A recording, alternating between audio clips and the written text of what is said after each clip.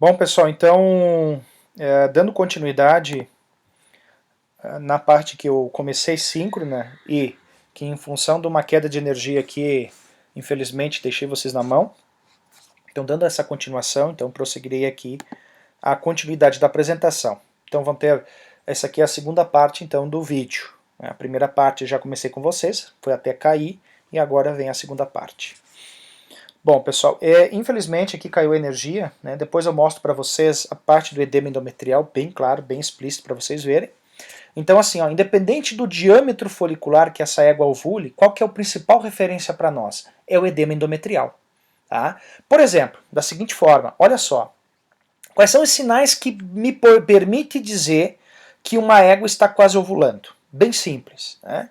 Primeiro, o diâmetro a partir de 35 milímetros de diâmetro, é o primeiro detalhe, diâmetro do folículo dominante, esse é o primeiro deles, e o edema. Né? O edema é o principal chave. Quando uma égua está próximo de ovular, ela vai acontecer duas coisas. Primeiro, quando você avalia um folículo lá, ele estava, por exemplo, com 38 milímetros. Eu cheguei lá, passei o ultrassom hoje, estava com 38 milímetros. E tinha um edema endometrial também.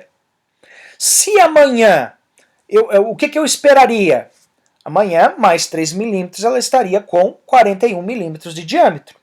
Mas se por acaso você perceber, hoje estava 38, e amanhã ainda continuar com 38, significa dizer que o quê? Essa égua está quase ovulando. Aí ela perde o edema endometrial que é o pregueamento do útero, acontece da seguinte forma. Então, a partir de 30 ele começa a crescer, tu vê que começa a observar o pregueamento no corte transversal do útero. Ele vai crescendo o folículo, vai crescendo, vai crescendo. Quando o crescimento estagnar de um dia para o outro, ou seja, 38 e amanhã estiver 38, o edema ele vai começar a regredir. Mas daí vocês podem perguntar, tá, mas para aí, como é que ele vai começar a regredir, sendo que ela ainda não ovulou? Então, basicamente, isso se dá pela alta exposição ao LH. Então, o LH ele acaba ativando uma enzima que abrevia o efeito estrogênico no pregueamento do útero. Então, a gente diz o seguinte, ela está regredindo o edema. Então, é muito importante a gente estar avaliando praticamente todo dia para verificar se ela está regredindo o edema ou se ela está aumentando o edema. Então isso é muito importante. Quando elas estiverem no estro, o ideal é que você avalie aí pelo menos a cada 2 dias. E até mesmo quando vocês observarem essa estagnação do crescimento aí todo dia.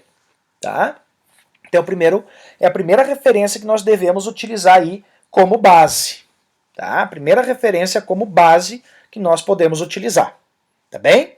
Então isso é muito importante. Então o mais importante é o edema. Então, entrou no estro, tu verificou, não tem folículo, não tem corpo lúteo. Tem um folículo dominante, ou seja, a partir de 25 milímetros de diâmetro, aí você já sabe que ela está no estro. Aí é só você, de forma previsível, antes dos 30 ela vai botar 2 milímetros por dia.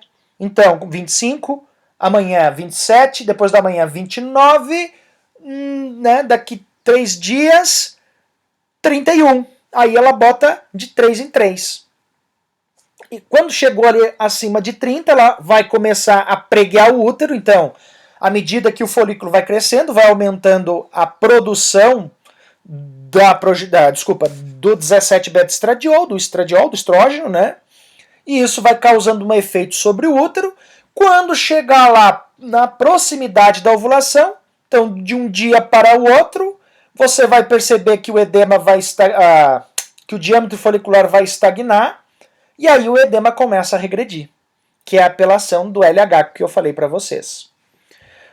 Essa questão do edema endometrial é muito bacana, porque quando você tiver uma égua que tenha um folículo a partir de 35 milímetros de diâmetro, um edema endometrial máximo, você já pode usar o indutor da ovulação.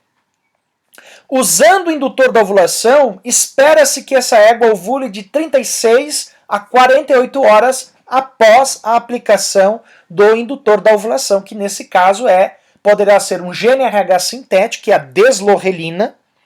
Deslorelina é um GnRH sintético Ele é muito mais potente do que a bussorelina, que é um GNRH que nós utilizamos em vacas. Ele é muito mais potente na égua. Acho que se você fizesse uns 15 ml de GNRH, seria o efeito que 1 ml de deslorelina vai fazer na égua. Então, por isso que não compensa fazer bussorelina em égua. É muito caro, né? Então, só para vocês terem essa noção. Tá bem? Então, isso é muito importante aí levar em consideração. Outro, o HCG. Né? O HCG vai gastar aí a dose uns 32, 33 reais hoje. É a dose de HCG que você usa para induzir a ovulação de uma égua. Tá bem? Então, isso é muito importante e é uma ferramenta que tu vai falar. Por exemplo, a égua chegou no 35, ainda não está bem pregado. No 36, ainda não pregou de novo. 35, 38, né? Subiu 3. 41, pregueu no 41. Aí eu aplico a deslorelina ou o HCG. Ela vai ovular de 36 a 48 horas. Mas a maioria das éguas ovulam ali nas 36 a 42 horas. Ali é certo que vai funcionar. Aqui só para enaltecer para vocês, então a presença de um corpo lúteo, olha o tamanho do corpo lúteo, o corpo lúteo também vai jogando os folículos menores mais para fora, né? Então, só para mostrar para vocês que não tem muita diferença, né, do corpo lúteo da vaca e da égua. Não é comum de você observar corpo lúteo cavitário. Então, aquelas informações que eu comentei para vocês, né, a maioria das éguas ovulam de 35 a 42 milímetros, porém, né, há uma variação de 30 a 70 de acordo com o porte. Então, as pôneizinhas vão ovular próximo de 30 e as draft horse, que são os animais são os animais de tração, né, o percheron, bretão, eles vão ovular mais próximo de 70 milímetros.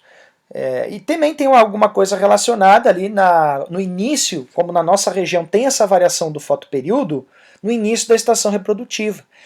Quando as éguas começam a determinar o primeiro ciclo fértil, ou seja, ovular, a primeira ovulação, tem uma tendência de acontecer com 8 até mesmo 10 milímetros acima dessa média aqui que vocês estão vendo.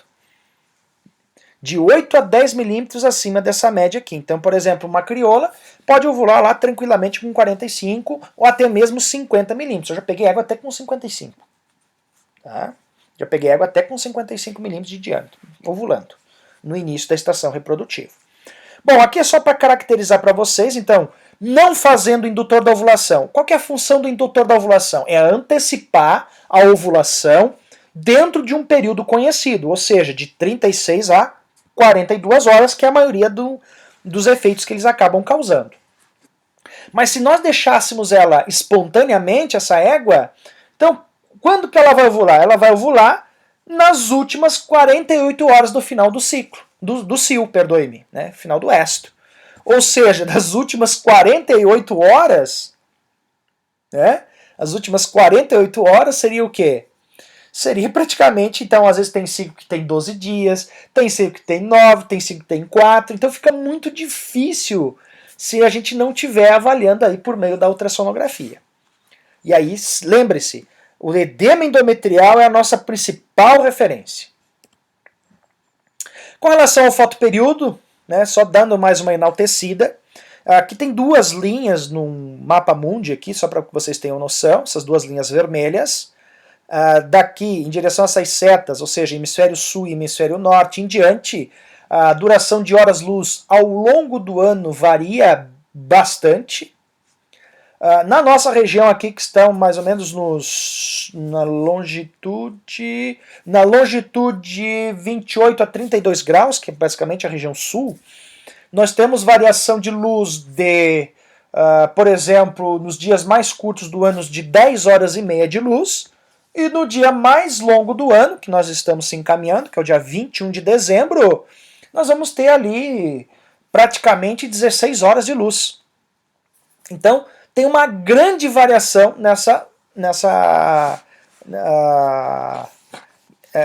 na duração de horas-luz ao longo do ano na nossa região, por exemplo. Né? Então, por exemplo, tem veterinários que fazem reprodução no hemisfério sul, nos Estados Unidos ou na Europa, e vêm para cá, então, fazer a estação reprodutiva aqui no Brasil. Ou seja, o cara trabalha o ano inteiro. Um detalhe muito importante com relação à atividade cíclica é o seguinte: A égua, ela precisa de, no mínimo, para que consiga dar um pulso adequado de GNRH, de 12 horas. Ela precisa de, no mínimo, 12 horas de luz. Poderá ser luz natural mais luz artificial. Tá bem? Então tem essa variação aí. Luz natural mais luz artificial. Então dá para fazer dá para fazer dessa forma aí. Tá? Então 12 horas. É o que acontece aqui na linha do Equador, né? Lá no Nordeste, lá não tem variação. Então as éguas estão ciclando o ano todo. A duração é constante de 12 horas de luz. E também tem a tendência de ter um ciclo mais padronizado, né? Não tem tanta variação como na nossa região aqui. Entretanto, por exemplo, o puro-sangue inglês, a região da campanha gaúcha ali é a região que se tem maior aí, que se tem a maior clima, solo, temperatura muito próxima da terra de origem do puro-sangue inglês. Tá? Então por isso que eles criam lá no fundo. Só que em contrapartida tem o desafio do fotoperíodo, que é claro, né? Fotoperíodo de luz natural, você pode acabar crescendo aí com luz artificial. Então a explicação para isso deve-se dessa indoleamina, que é a melatonina, que é um hormônio produzido pela glândula pineal. Tá? A glândula pineal está na frente do cerebelo, entre os dois hemisférios, essa glândula pineal. Então ela tem os pinealócitos, e esse hormônio ele somente é produzido durante a noite.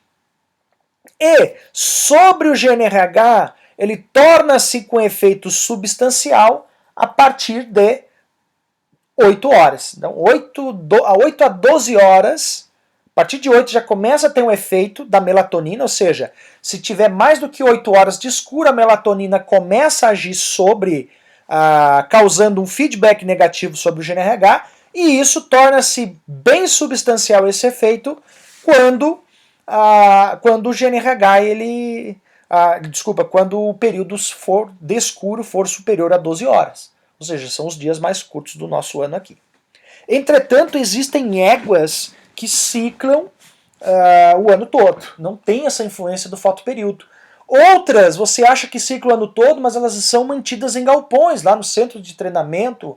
A doadora, por exemplo, mas essa égua já começa mais cedo. Claro, o cara vai lá tratar de manhã, de madrugada, né, às 6 horas da manhã, e depois vai tratar à noite. Então já faz um programa de luz por tabela. Então, é claro, diferente do que aquelas que são mantidas no campo, né? Aquelas do campo, de fato, têm uma ação bem expressiva da melatonina. Né? Então, melatonina, a partir de 12 horas de escuro, ela tem um efeito substancial, bloqueando, né, causando feedback bem substancial sobre o GNRH. Pouco GNRH, consequentemente, acontecerá baixa liberação das gonadotrofinas FSH e LH. E ela vai entrar o quê? Em anestro, né? Baixa atividade ovariana. Se não tem FSH, se não tem LH para estimular, então baixa atividade ovariana. O útero fica flácido, ovários pequenos e lisos, é o tamanho de uma noz, e aí estagna. Aqui com relação aqui às 8 horas, né? Então a partir de 8 horas que eu havia falado para vocês, e essa questão aqui de 14 a 16 horas significa dizer que a maioria das éguas elas respondem, elas encontrar-se-ão cíclicas a partir de 14 horas de luz. É certo que elas vão encontrar-se cíclicas. Tá? Isso aqui é só para nós tomarmos como padrão, por exemplo, então é garantido que seria o quê? Ela precisa de no mínimo 12 horas de luz. Então, as 2 horas a mais, ou seja, a partir de 14 horas, seria uma forma de você garantir que todas elas vão estar ciclando. Mas geralmente, por exemplo, o puro-sangue inglês, eu já fiz esse exercício com vocês. O puro-sangue inglês, por exemplo, começa a reprodução a partir de agosto. Tem o chamado ano hípico, né? Toda aquela questão da associação de raça. O ano hípico é como se fosse um padrão do nascimento de potros que acontece dentro de um ano. Ou seja, todos os potros que nascerem a partir do dia 1º de julho deste ano até 31 de junho do ano seguinte, todos eles terão um ano. Mas daí, como assim, professor, serve isso aí? É para que os criadores se organizem, para que você faça aí para que os criadores se organizem aí com relação aos acasalamentos, né? Lógico, é isso aí torna-se bastante substancial se for para corrida, né? Essa diferença de idade. Lógico, não vai correr com um poto de recém-nascido, porque a primeira corrida acontece com 1 ano e meio, 2 anos. Então é muito cedo. E no caso desses animais de corrida, inclusive o quarto de milha de velocidade na corrida de inéditos, diferença de 3 meses de idade aí tem um efeito substancial na corrida. Né? Agora, por exemplo, para os outros esportes equestres, como no caso do crioulo, os caras estão interessados o quê? Claro, na resistência física, mas também na habilidade do cavalo, na condução do ginete, né, e tudo mais. Ou do cowboy, enfim, se for quarto de milha. O manga-larga machador, a qualidade da marcha, eu compito com animais de várias idades, então não vai ter esse problema. Tá? Então, mas de qualquer forma, sempre se organiza.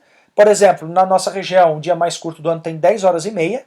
É o nosso padrão para que nós possamos fazer uma formulação de um programa de luz. Tá? Nós fazemos a formulação do programa de luz dessa forma aqui. Então precisa de no mínimo 16 horas. Então é uma forma de você garantir, tá? Ter uma boa eficiência na luz. Porque o que acontece? Imagina só nós criando aqui um puro sangue inglês, na nossa região, que seja.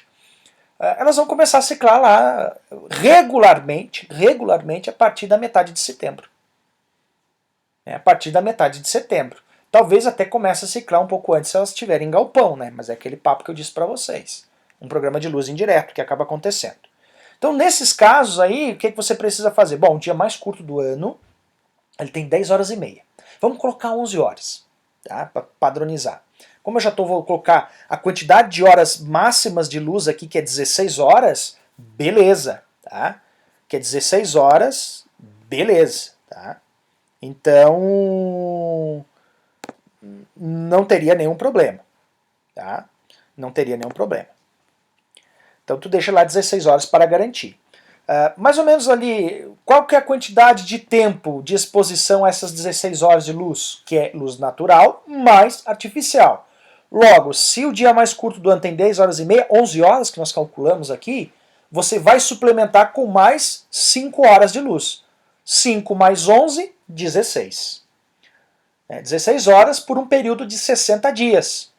Então, tu quer que as éguas já estejam ciclando normalmente a partir de agosto.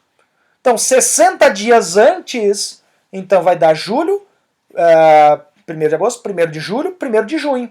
Eu começo meu programa de luz em 1º de junho. Vão ter éguas que com 35 dias de programa de luz já vão estar ciclando, mas não todas. Então é uma forma de você sempre garantir aí com que todas estejam cíclicas. Hoje o quarto de milha vem trabalhando muito aí para antecipar o parto,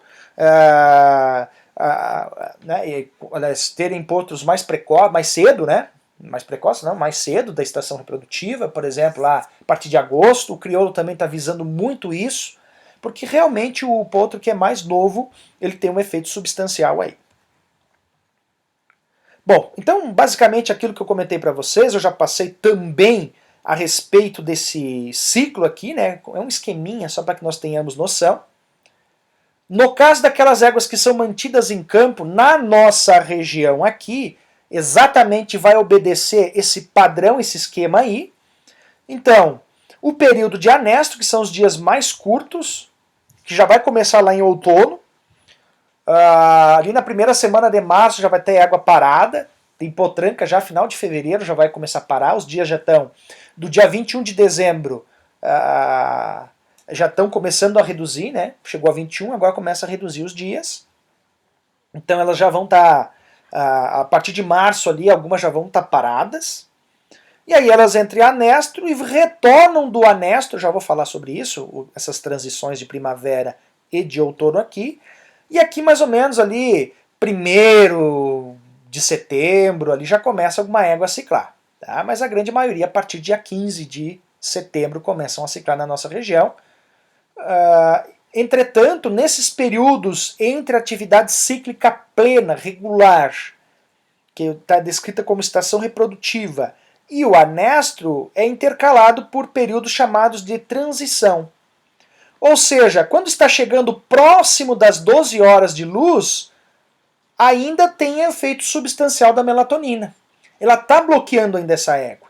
Então, esses primeiros cíclicos, na realidade nem é ciclo, né? Os primeiros cios que ela acaba exibindo não são muito evidentes, não são férteis. Algumas levam muito tempo para ovular. E como elas levam muito tempo para ovular, a qualidade do óvulo é de péssima qualidade, então nem vale a pena. Existem criadores que às vezes esgotam o garanhão aqui, né? Porque todo dia ela está aceitando, né? 12 dias. Teve um que me ligou desesperado, que estava com o cavalo já esgotado, né? Tinha botado 15 vezes a égua no garanhão. E a égua não aguentava mais também. Então, esse é o problema da transição. O que acontece nessa transição? Um efeito chamado de presença de folículo anovulatório. Ano significa dizer não, ovulação. Mas aí vocês percebam, bom, o professor comentou que os primeiros ciclos são com folículos de maior diâmetro. Como não tem quantidade de LH para dar descarga e rapidamente ela ovular, e é pouquinha, o folículo vai crescendo, vai crescendo. Vai crescendo cada vez mais aqui nesse início. Então, o que vai acontecer aqui que é importante enaltecer para vocês? Vai acontecer o seguinte, nesse período de transição, então vão ter folículos muito grandes, né? A égua vai estar no cio, é um cio fraco, pregueia um pouco o útero não fica muito pregueado porque ele não teve uma exposição antes à progesterona. Progesterona constrói receptores para o estrógeno no útero.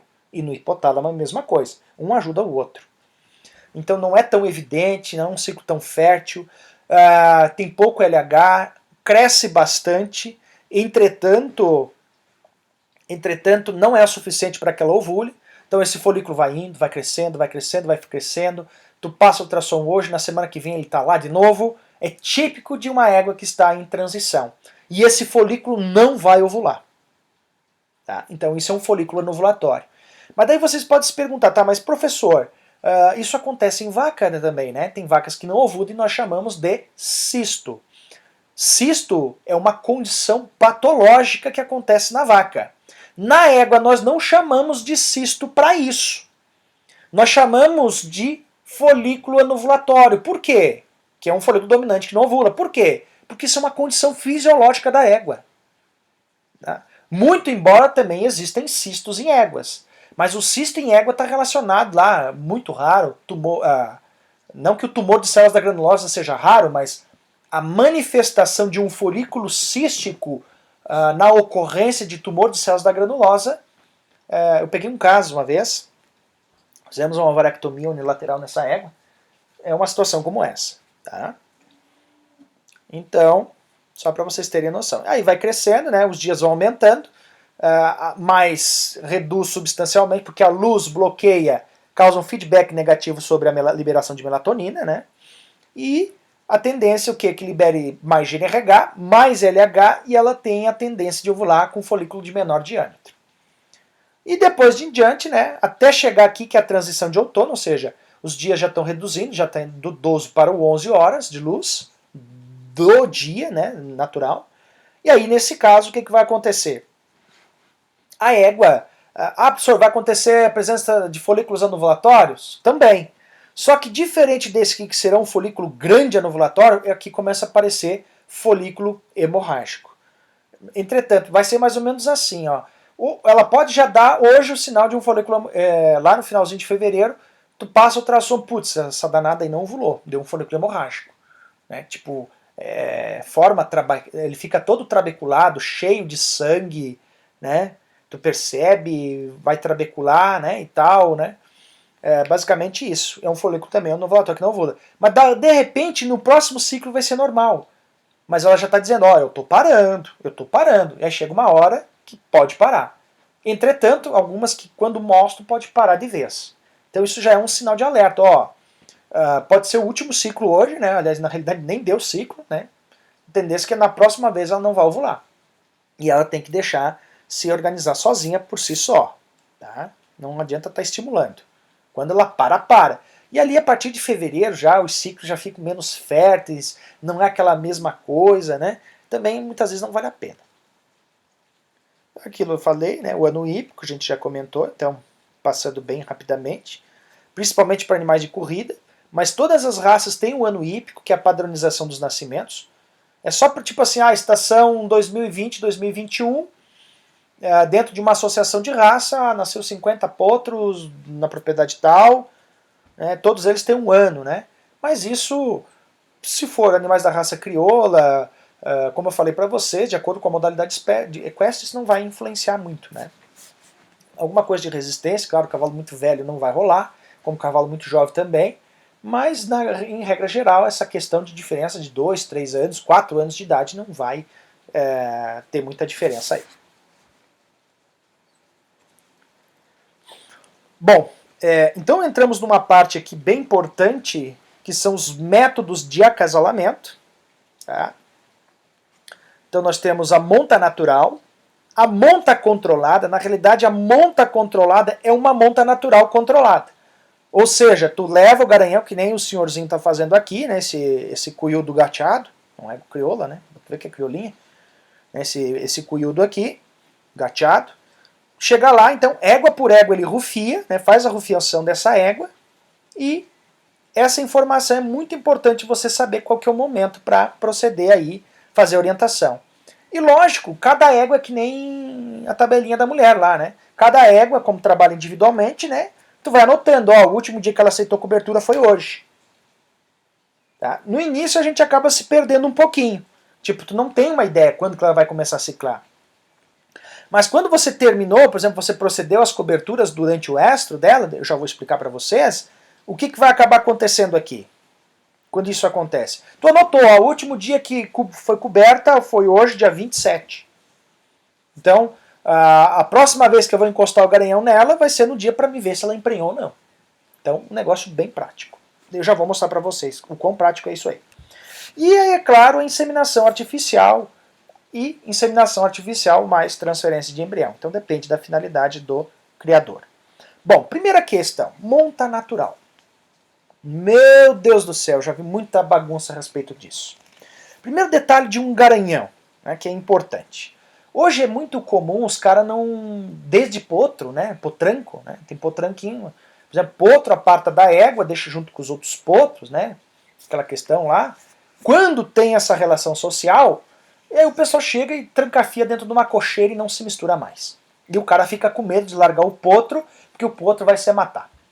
Qual que é o problema disso? O problema é manejo. Né?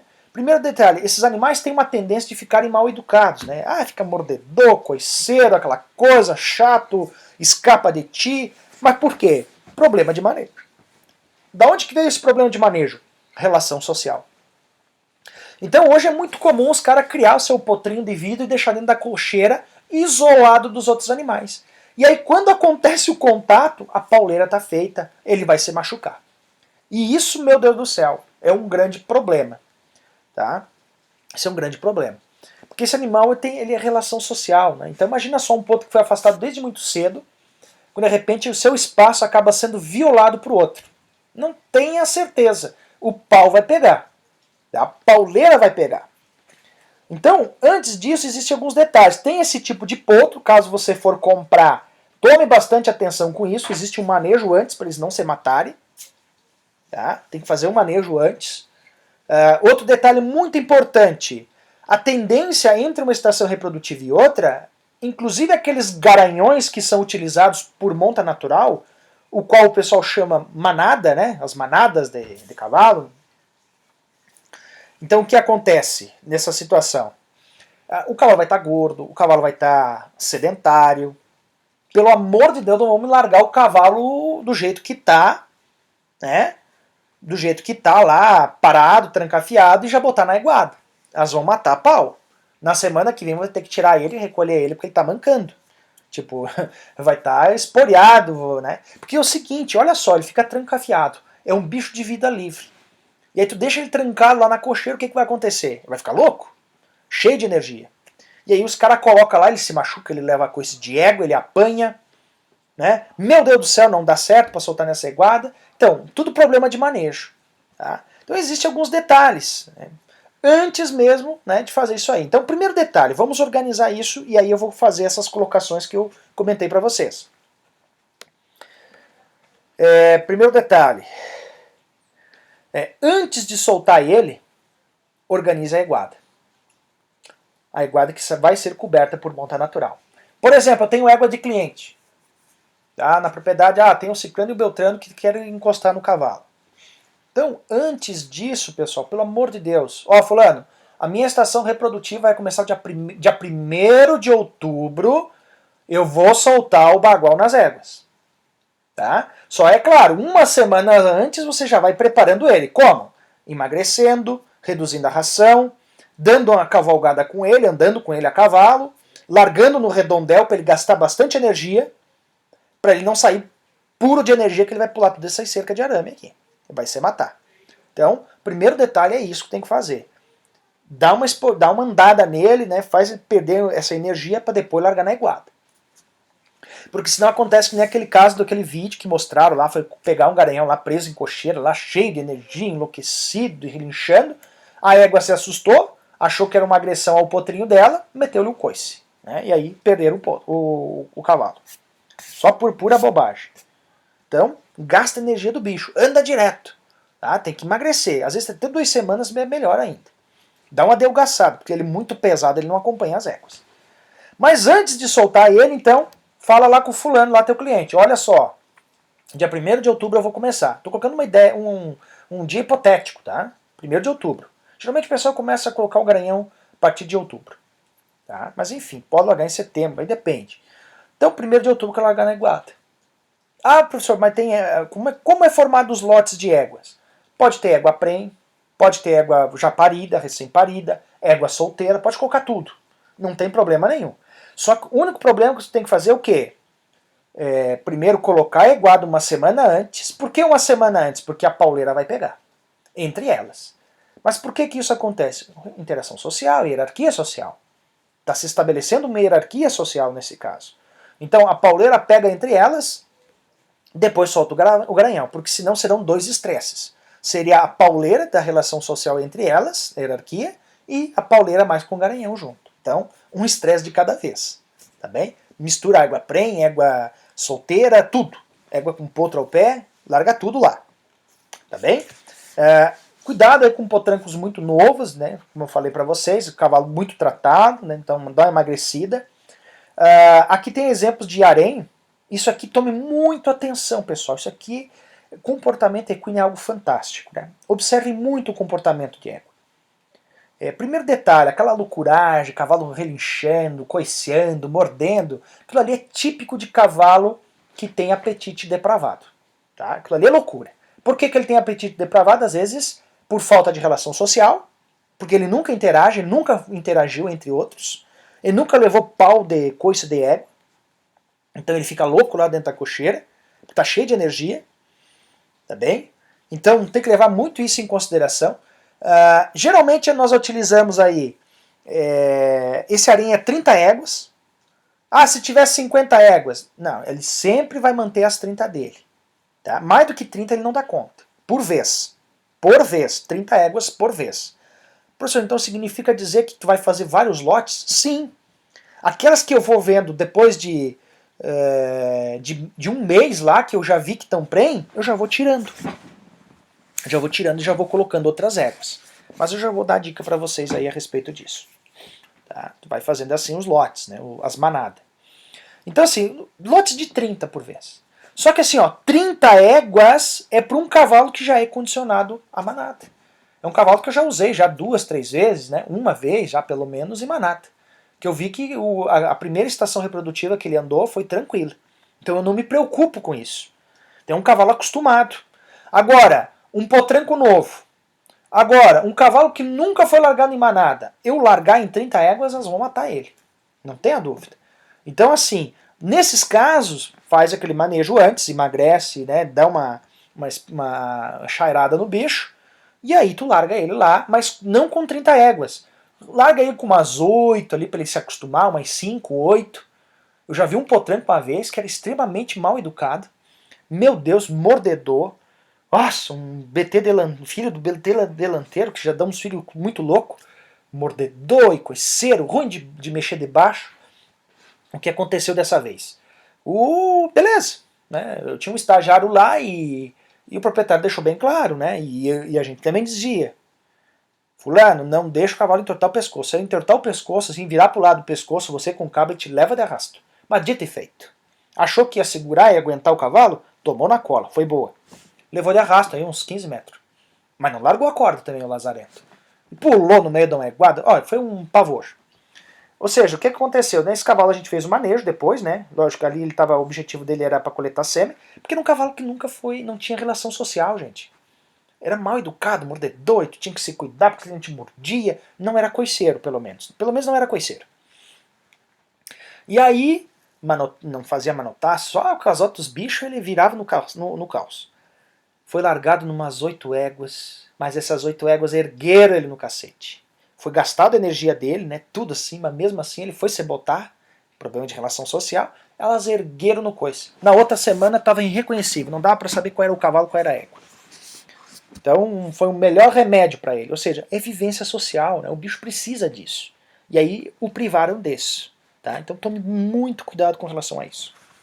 Bom, então o cavalo assim que não tem relação social, nunca cobriu em manada, e o tamanho das manadas são 30 éguas por vez, não 32, tá?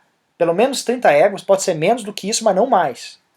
Tá? Então, é assim que acontece. Por exemplo, voltando lá na estação reprodutiva, eu vou colocar o cavalo no dia 1º de outubro. Tá? 1º de outubro. Então, uma semana antes, você já tem que estar com as éguas aqui, para a pauleira pegar entre elas, né? Primeiro. Pelo menos 30 éguas. Ah, por exemplo, se apareceu no dia 2 de outubro, esquece, meu querido. Eu não boto mais a égua aí. Por quê? Porque ele associou as éguas. Ele vai égua por égua, ele memoriza e ele sabe quais são as éguas do harém dele. E aquelas éguas que eu coloco depois, claro, não são todos os cavalos, mas a maioria tem o seguinte comportamento. Eles tiram ela do rebanho. Ela não deixa elas entrar no meio do lote. E alguns são até agressivos e mordem elas. Ele bota todas as éguas para um canto, né, e ele fica pastoreando as éguas. Bota para um lado, bota para outro, e são 30 éguas, são 30 éguas. Tá bem? Então isso é um ponto muito importante para vocês levarem em consideração. Chega lá, bota a égua, me lembro numa tal do BT Folia, né, resolveram botar um cavalo manso, níspero do Purunã, né, um gateado ruivo. Botou lá, pus ele caceteou a égua velha. Uma égua velha de uns 24 anos, pus ele caceteou a égua velha. Por quê? Porque não era o momento certo. Não é. Tivemos que pegar a égua velha e, por fim, ela tinha perdido a primeira inseminação com semi-congelado, daí nós inseminamos de novo. Aí seguramos na progesterona, deu boa. Pariu depois. Mas não deu certo, inclusive com o sêmen do mesmo cavalo. Mas tivemos que fazer separado, porque o proprietário achou e estava certo, né, que ia demorar muito para emprenhar essa égua. Então, 30 éguas por vez. A cada 45 dias eu vou passando o ultrassom, né, as que eu já observar a vesícula embrionária, eu já vou apartando. E aí eu já posso colocar outras éguas. Só que tem um detalhe. Para fazer esse manejo primeiro, eu tenho que fazer o seguinte. Eu tenho que tirar ele das éguas, botar pelo menos uns 4 dias dentro da cocheira. Aí aquele cara lá que não trouxe as éguas antes do dia 1º de outubro, na realidade uma semana antes do dia 1º de outubro, eu vou pedir para ele trazer as éguas agora. Misturo nesses 4 dias essas éguas, a pauleira vai pegar de novo. Colocou uma égua diferente, bagunçou a hierarquia social, o cacete vai pegar. É normal. Tá? Isso é normal. E tem umas éguas bem marvadas com as outras. E aí o que vai acontecer? 4 dias ele se esquece do harém. 4, 5 dias ele já se esqueceu do harém, bota lá, pronto, ele forma um novo harém. Então é assim que a gente vai trabalhando. Nesses 4, 5 dias, pode ser uma semana, ele vai se recuperando, às vezes emagreceu bastante, né? Tem cavalo que emagrece bastante, principalmente aqueles que não são acostumados em manada. Então, é sempre assim. Tem cavalo que chega a ter 60 éguas aí tranquilamente. Uns dizem que botam em 100 éguas, mas aí a quantidade de égua que emprenha é pouco, né? Isso é bobagem. Então, sempre trabalhando assim. Cavalo que não tem experiência, coloca um número reduzido de éguas totais, por vez. Bota mais 5. A hora que tu vê que ele tá calmo, ele tá tranquilo, que ele não perdeu peso, até depois do diagnóstico de umas para as outras, daí tu bota mais. Tá bem? Mas lembre sempre o seguinte, né? É um grande risco, né? Principalmente um cavalo caro. Se você trabalha com inseminação artificial, ou seja, se você coleta sêmen e envia para clientes, porque às vezes o cara tem uma propriedade pequena, não tem espaço para botar a égua de cliente ali, então muitas vezes o que tu tem que fazer? Tem que mandar o sêmen. Né? E quando isso acontece, qual que é o problema? Ou tu faz monta natural, ou tu coleta o sêmen dele. É aquele detalhe, ele sabe quais são as éguas lá do harém dele que estão no cio. Então, se tu mesmo pegando essa égua, às vezes ela não está bem pronta, ele vai montar é só uma que ele vai fazer. É só uma montaria. Às vezes a égua está de barulho, está urinando perto dele, né? Tá mordendo nele, nada, e ele nem bola. De repente ele apuf, e já vira as costas e já vai para outra, ou fica pastando. Tá? Esse é o cavalo certo, quieto, calmo, tranquilo, sem aquela algazarra, né? E isso não oferece risco para a égua, né? A égua se sente segura. Então esse é um cavalo ideal. Tá? Tranquilo, né? Isso é o ideal, isso é o fisiológico, né? Isso é o certo. Tá? Tranquilo. Então é o seguinte, ou tu coleta o sêmen, ou tu trabalha com monta natural. As duas coisas ao mesmo tempo não vai rolar. Por quê? Primeiro, se você for coletar o sêmen desse cavalo, né, primeiro vai ter égua lá no cio. Para mim conseguir coletar ele, eu tenho que ficar uns 4, 5 dias sem égua. Senão ele fica caprichoso, ele fica lá e nem dá bola para égua. E alguns às vezes até chega a morder. Tá? Machuca a égua ainda. Me lembro de um cavalo que fez isso. Então não vale muito a pena. Então assim, ó, sempre, né? Então, ou tu faz uma, ou tu faz outra. Para coletar sêmen, tu tem que tirar eles. Ou seja, é ruim para quem está trabalhando com monta natural. Às vezes tem égua no cio lá, que perdeu o cio porque o cavalo estava na cocheira para coletar sêmen para mandar para cliente. Então, isso é algo bem certo que tem que falar para o proprietário. Ou tu trabalha com monta natural, ou tu trabalha com coleta de sêmen e envio de sêmen. Né? Nesse caso, teria que ser inseminação artificial das tuas éguas. Tá? Tudo bem, tu pode até deixar, não, no final da estação reprodutiva, eu começo inseminando no início, depois eu termino com monta natural, enfim. Mas daí é questão de você se organizar aí com os criadores. Então, novo adulto, né? Lembrando que tem alguns cavalos que não têm experiência, então tem que condicionar primeiro. Aqui um exemplo, né? Então que você pode fazer a troca dos lotes a cada 35 dias, que dá mais ou menos aí um bom número de éguas prens, né? Que já dá para você visualizar a vesícula embrionária, como nessa imagem aqui. O útero da égua, que é a parte do reto, né? A parede do aqui é o mesométrio, o miométrio e o endométrio, praticamente essa divisão aqui. Né? E o embriãozinho aqui, não apareceu essa linha disposta nos polos, né, do embrião, mas enfim, tu consegue fazer um diagnóstico acurado aí a partir de 14 dias, né? Então é bem seguro aí a partir de 14 dias. Tem gente que faz com 9. Ah, eu faço com 9. Aí às vezes a égua tem um cisto endometrial, tu não sabe se é preenche se é verdade, entendeu? Então não adianta perder tempo. Muito embora tu não sabe, né? Vai ter égua aqui de diferentes idades gestacionais, né? Ele vai estar cobrindo todo dia. Então nesses casos aqui é muito importante a gente tomar esse monitoramento aí. Tá? Tome bastante atenção a respeito disso. Bom, pessoal, vou encerrar essa gravação porque o meu computador já está entrando em stand-by, está com bateria fraca. Tá? Então, logo após eu estou sem energia elétrica aqui ainda, eu vou fazer uma outra gravação aí para disponibilizar tudo para vocês lá no ar. Tá? Então, peço desculpas novamente e aí prosseguiremos aí logo em seguida aí o próximo vídeo aí para vocês irem acompanhando, tá bem? Então um grande abraço e até mais. Até o próximo vídeo, né?